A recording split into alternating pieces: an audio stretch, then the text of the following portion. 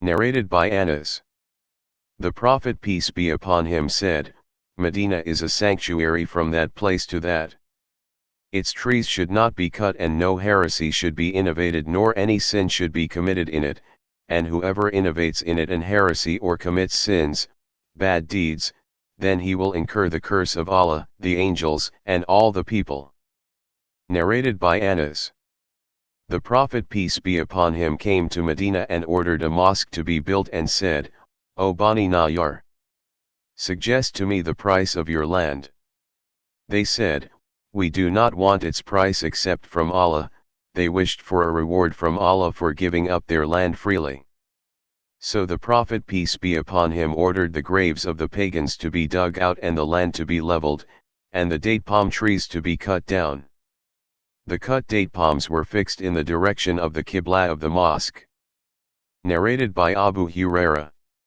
The Prophet peace be upon him said, I have made Medina a sanctuary between its two, Herat, mountains.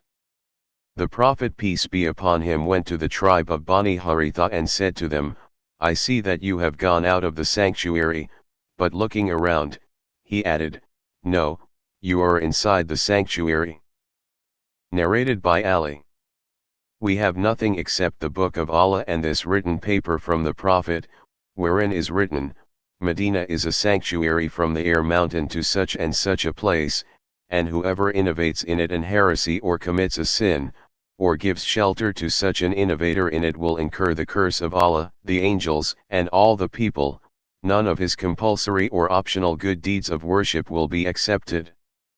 And the asylum of protection granted by any Muslim is to be secured, respected, by all the other Muslims, and whoever betrays a Muslim in this respect incurs the curse of Allah, the angels, and all the people, and none of his compulsory or optional good deeds of worship will be accepted, and whoever freed slave, befriends, take as masters, other than his manumitters without their permission incurs the curse of Allah, the angels, and all the people, and none of his compulsory or optional good deeds of worship will be accepted.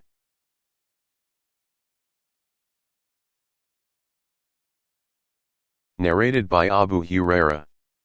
Allah's Messenger peace be upon him said, I was ordered to migrate to a town which will swallow, conquer, other towns and is called Yathrib and that is Medina, and it turns out bad persons as a furnace removes the impurities of iron. Narrated by Abu Humayd. We came with the Prophet peace be upon him from Tabuk, and when we reached near Medina, the Prophet peace be upon him said, this is Taba. Narrated by Abu Hurairah. If I saw deers grazing in Medina, I would not chase them, for Allah's Messenger peace be upon him said, Medina is a sanctuary between its two mountains. Narrated by Abu Hurairah.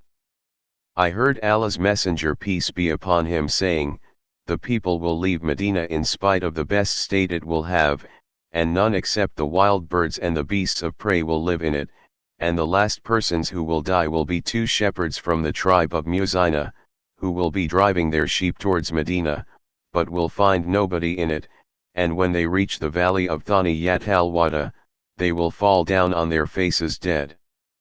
Narrated by Sufyan bin Abu Zuhair. I heard Allah's Messenger peace be upon him saying, Yemen will be conquered and some people will migrate from Medina, and will urge their families, and those who will obey them to migrate to Yemen, although Medina will be better for them, if they but knew. Sham will also be conquered and some people will migrate from Medina, and will urge their families and those who will obey them, to migrate to Sham, although Medina will be better for them, if they but knew. Iraq will be conquered and some people will migrate from Medina, and will urge their families and those who will obey them to migrate to Iraq, although Medina will be better for them, if they but knew.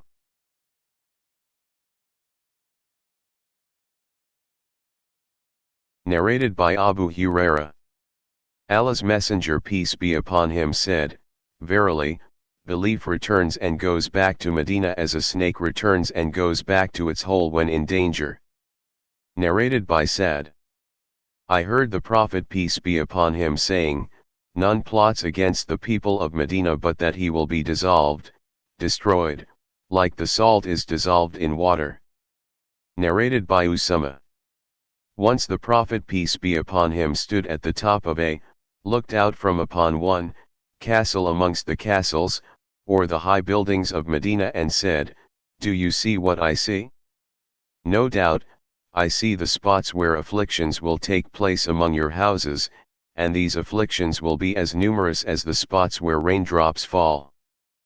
Narrated by Abu Bakr. The Prophet peace be upon him said, The terror caused by Al-Masih ad-Dajjal will not enter Medina, and at that time Medina will have 7 gates and there will be 2 angels at each gate guarding them. Narrated by Abu Hurairah. Allah's Messenger peace be upon him said, There are angels guarding the entrances, or roads of Medina, neither plague nor ad-Dajjal will be able to enter it.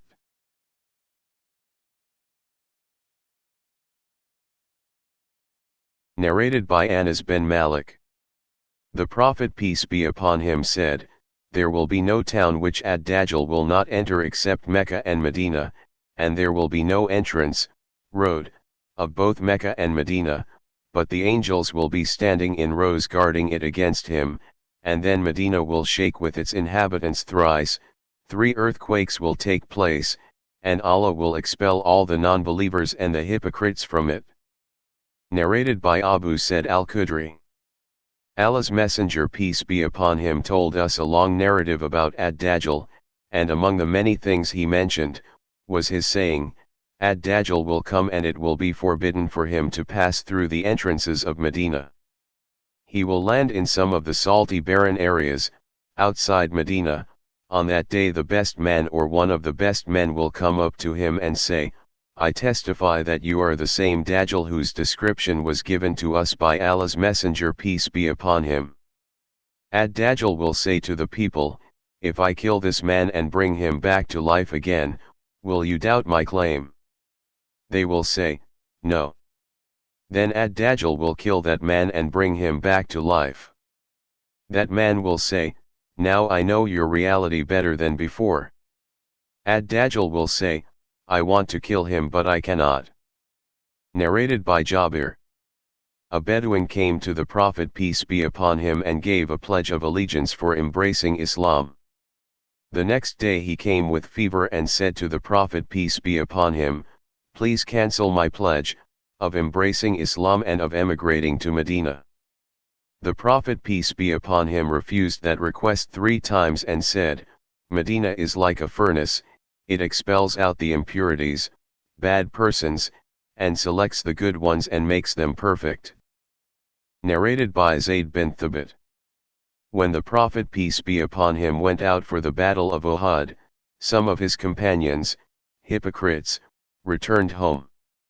A party of the believers remarked that they would kill those, hypocrites, who had returned, but another party said that they would not kill them.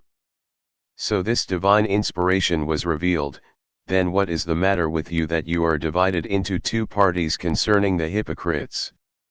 Surah 4 verse 88, the Prophet peace be upon him said, Medina expels the bad persons from it, as fire expels the impurities of iron.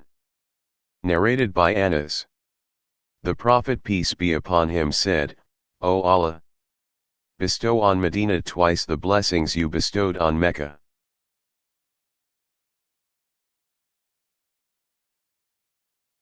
Narrated by Anas. Whenever the Prophet peace be upon him returned from a journey and observed the walls of Medina, he would make his mount go fast, and if he was on an animal, a horse, he would make it gallop because of his love for Medina. Narrated by Anas. The people of Bani Salama intended to shift near the mosque of the Prophet, but Allah's Messenger peace be upon him disliked to see Medina vacated and said, O the people of Bani Salama! Don't you think that you will be rewarded for your footsteps which you take towards the mosque? So they stayed at their old places. Narrated by Abu Hurairah. The Prophet peace be upon him said, There is a garden from the gardens of paradise between my house and my pulpit, and my pulpit is on my lake fount, Al-Kothar. Narrated by Aisha. When Allah's Messenger peace be upon him reached Medina, Abu Bakr and Bilal became ill. When Abu Bakr's fever got worse, he would recite this poetic verse: everybody is staying alive with his people, yet death is nearer to him than his shoelaces. And Bilal, when his fever deserted him, would recite, would that I could stay overnight in a valley wherein I would be surrounded by idkir and jalil, kinds of good-smelling grass. Would that one day I could drink the water of the Majna, and would that the two mountains, Shama and Tafil, would appear to me. The Prophet peace be upon him said, O Allah! Curse Shaiba bin Rabi'a and Utbah bin Rabi'a and Umayyah bin Khalaf, as they turned us out of our land to the land of epidemics. Allah's Messenger peace be upon him then said, O Allah! Make us love Medina as we love Mecca, or even more than that. O Allah! Give blessings in our sa and our mud, measures symbolizing food, and make the climate of Medina suitable for us, and divert its fever towards Al-Jaffa. Aisha added, when we reached Medina, it was the most unhealthy of Allah's lands, and the valley of Baythan, the valley of Medina, used to flow with impure colored water. Narrated by Zayd bin Aslam from his father. Umar said, O Allah! Grant me martyrdom in your cause, and let my death be in the city of your apostle.